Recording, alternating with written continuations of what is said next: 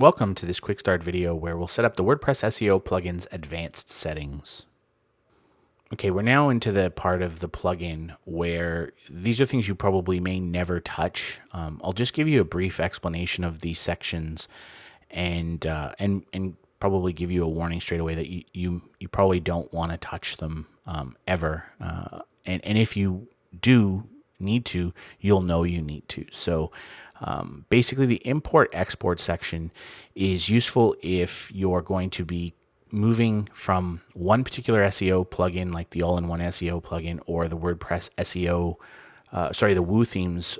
If you have a Woo Themes plugin a Woo Themes theme or their framework and you've used their SEO settings, then the Yoast team have allowed you to import those settings into this particular into their plugin. So you've already probably got it set up. You just want to change plugins. Well, you could tick the box, import, and then once it's done, you can actually delete it as well. So so it makes it easier to move from one of these existing plugins to theirs.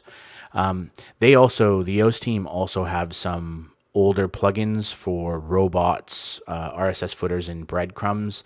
So they were very standalone. Well, they've superseded those by integrating that functionality now into the WordPress SEO plugin. But if you want to import those settings, because you've already done them once, you can import them in as well. And now this is the export and import your SEO settings. If you've set up this site in a way that you like and you're going to move it to another site, or you want to use that as a template for a new site, you can export your settings into a file and then copy them over to a new site, or import them into a new site by going down to the import section, choosing the file and importing them. So this is really kind of like a one-time setup page.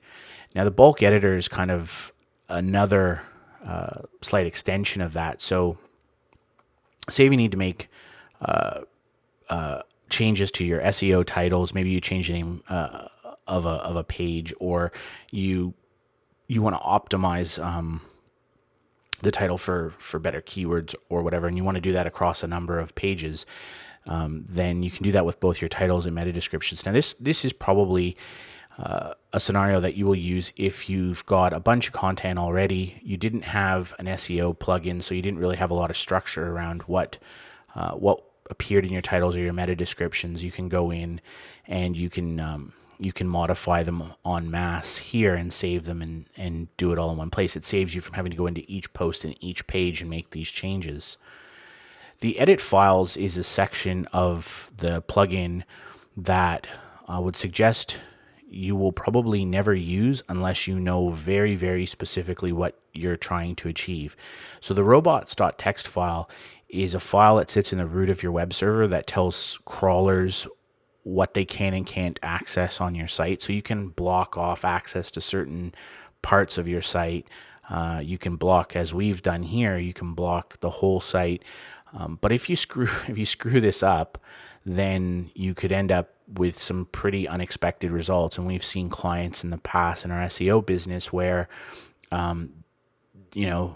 Google, their pages and parts of their site or their whole site aren't appearing in Google, and it comes down to the fact they've disallowed something in their robots.txt file, and then you have to clean it up and go through the process. So unless you know specifically what you're doing, don't change it. And the last one here is the .htaccess file. Now this is what your web server uses to do rewrites of your URLs, so that you can have friendly URLs, or you can do some redirects if you have to. Don't change that file unless you know exactly what you're doing, because if you screw that up, you can basically kill your whole site until you fix it.